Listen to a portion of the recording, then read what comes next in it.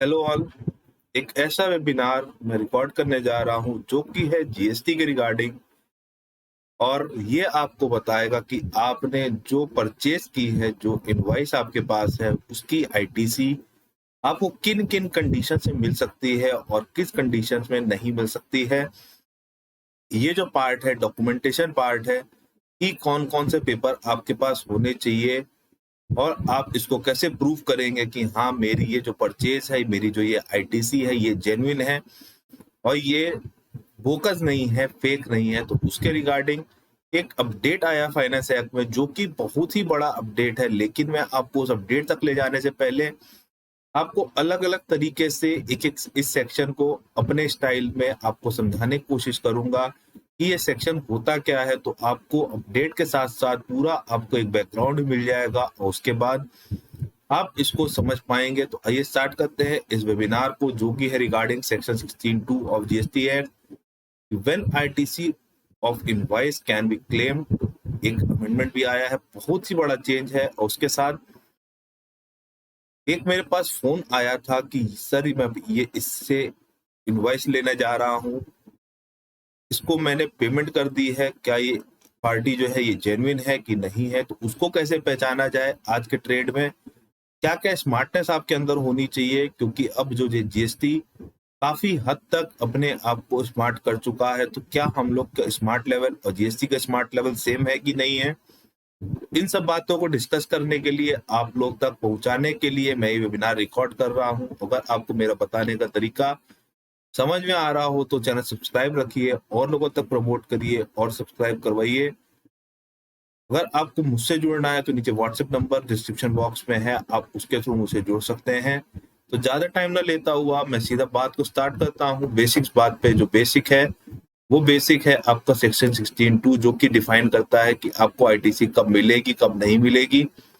तो जब मैं इसकी बात करता हूँ 16(2) की, तो मैं सरल भाषा में फिर से बात कर दूं कि हम लोग किस मैटर बात कर रहे हैं। सरल भाषा में बात ये हुई कि आपने जो परचेज की है, जिस बंदे से परचेज की है, क्या वो जेन्युइन है कि नहीं, आपको उसकी आईटीसी मिलेगी कि नहीं, वो आईटीसी मिलने के लिए डॉक्यूमेंटेशन क्या क्या आपके पास होना चाहिए, आपके पास पेपर क्या क्या होना चाहिए। जब भी मैं वर्ड डॉक्यूमेंटेशन यूज करूंगा तो मतलब हुआ उसके पेपर के रिगार्डिंग। एक लेमैन लैंग्वेज में आपके पास क्या क्या पेपर होने चाहिए उसको प्रूव करने के लिए कि हाँ, मेरी परचेज जेन्युइन है। उसके लिए ये वेबिनार रिकॉर्ड किया जा रहा है। अब स्टार्ट करते हैं इस सेक्शन को, जो कि बात करता है 16(2) की। और 16(2) क्या है उसके लिए बात कर लेते हैं। अब registered taxable person shall not be entitled to the credit of any ITC in respect of any supply of goods or services or both to him unless following conditions satisfied। सरल भाषा में ये कंडीशंस हैं, अगर आपको ITC लेनी है तो आपको ये चीज फॉलो करनी पड़ेगी, अपने पास ये पेपर रखने पड़ेंगे, अदरवाइज आपको इसका आईटीसी का बेनिफिट नहीं मिलेगा। अब बात स्टार्ट हुई पेपर का क्या होने चाहिए। He is in position of a tax invoice और अ डेबिट नोट। आपके पास डेबिट नोट की कॉपी होनी चाहिए या टैक्स इनवॉइस की कॉपी होनी चाहिए, वो आईटीसी लेने के लिए, रिवर्सल करने के लिए। उसके बाद जो सेकंड बात आई, he has received the goods और सर्विसेज ऑफ बोथ। ये लाइन बहुत डीप मीनिंग है कि आपने गुड्स को रिसीव किया हो, आपके पास प्रूफ होना चाहिए कि क्या गुड्स और सर्विसेज आपने जो रिसीव किए हैं उसके लिए प्रूफ क्या हो सकता है। गुड्स के लिए ई-वे बिल हुआ और साथ में बिल की कॉपी हुई, और सर्विस के लिए तो आपको सर्विस दिखानी पड़ेगी, क्या आपने रिसीव की थी या किस तरीके से रिसीव की थी, वे क्या था, पोजीशन करने का तरीका क्या था। उसके बाद बात कर ले तीसरी बात की। तो ये कहते हैं कि section subject to section 41 of CGST Act, the tax charge in respect of such supply has been actually paid to the credit of appropriate government either in cash or through ITC। यानी कि अगर जो भी tax बन रहा था आपने उसको 2A में ले लिया हो, उसके बाद उसका रिटर्न आपने भर दिया हो। तो चौथा ये कहता है कि एज फर्निश द रिटर्न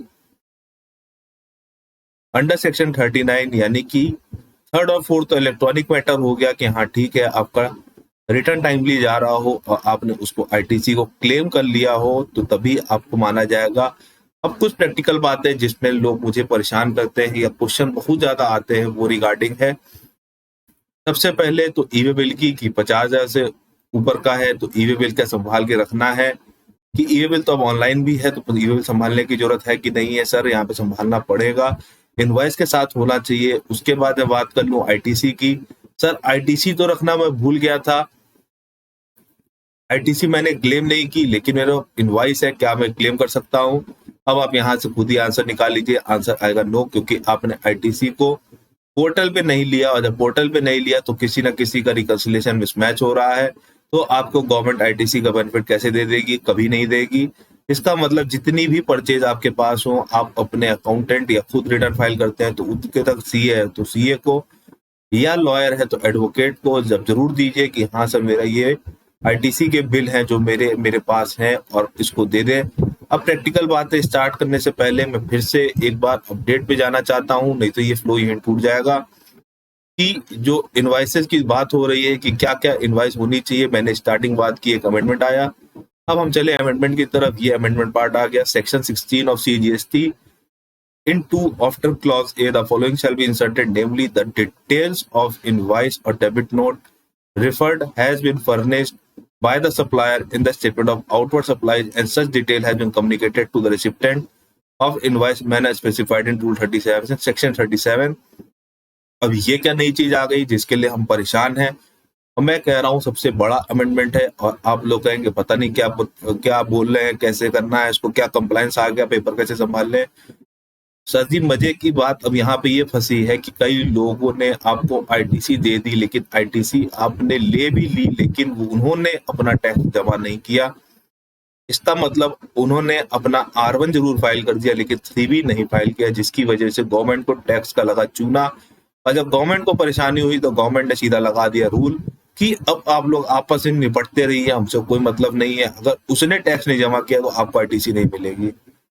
अब आप परेशान कि इसको हम कैसे समझें कि ये चीज हुई कि नहीं हुई, कैसे हुई, नहीं हुई। एक बार फिर से पहले अमेंडमेंट आपको बता देता हूँ। अमेंडमेंट पार्ट क्या है? बस इतना है कि आपको अपने सप्लायर से कांटेक्ट करना पड़ेगा कि सर आपके R1 तो ठीक है क्योंकि मुझे 2A पे दिख रहा है, लेकिन क्या आपने 3B फाइल कर रखा है?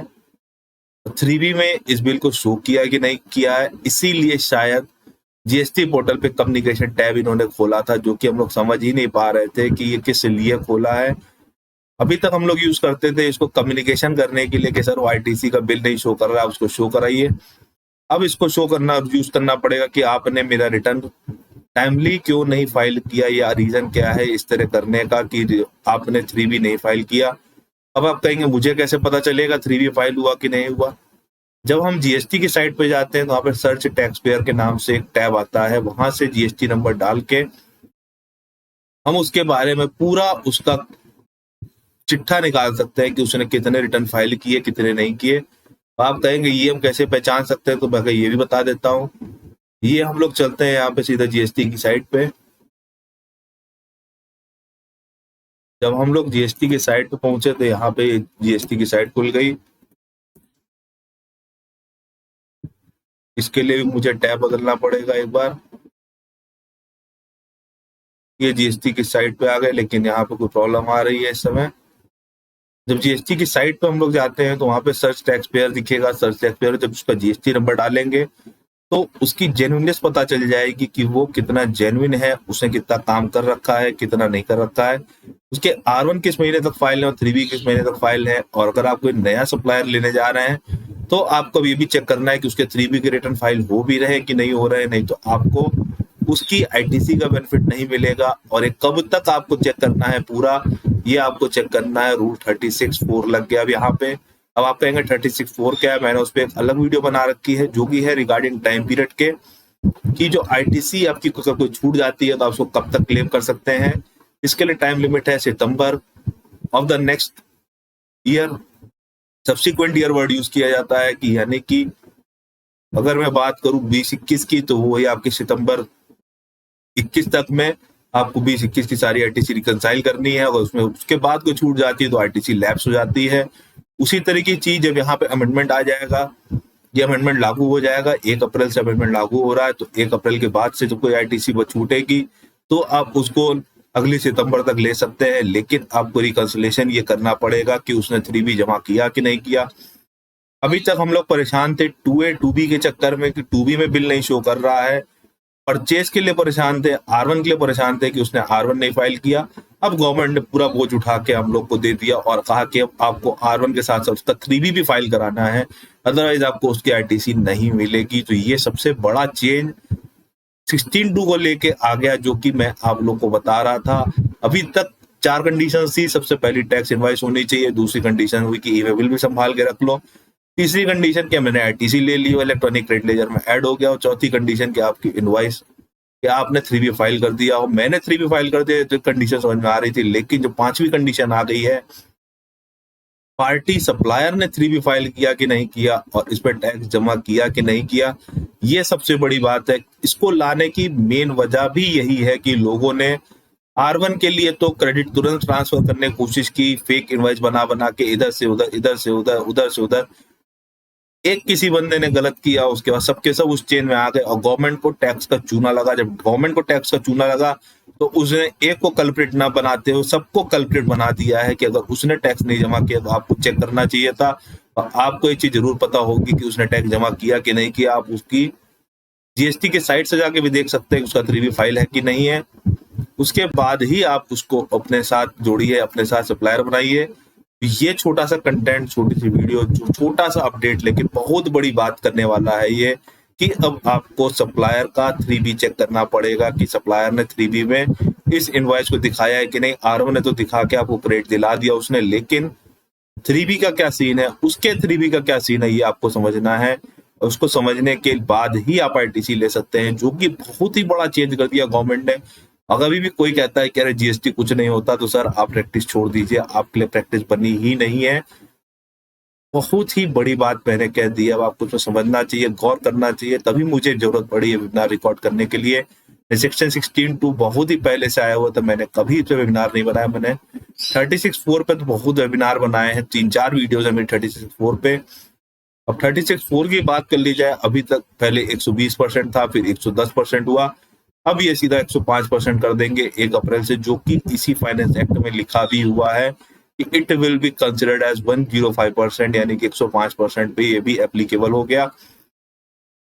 अब आप इन शॉर्ट बात समझिए, आपको ITC वही मिलेगी जो 2A में दिख रही होगी। और दूसरी चीज, उस बंदे ने 3B जमा कर रखा हो, अदरवाइज अगले महीने ही आपको इंक्वायरी की एक मेल आ जाएगी, उसके बाद आपको उस पर सिर्फ कमेंट खेलना होगा। डिपार्टमेंट ये मान के बैठा है कि आपने फेक काम कर रखा है, आप प्रूफ करिए कि हमारा सब सही है। तो ये था छोटा सा कंटेंट जो मुझे लगा आप लोग तक पहुंचाना बहुत ज्यादा जरूरी है, इसीलिए मैंने ये वेबिनार रिकॉर्ड किया है। यही भी वीडियो को समाप्त करता हूँ। Till then, Tata.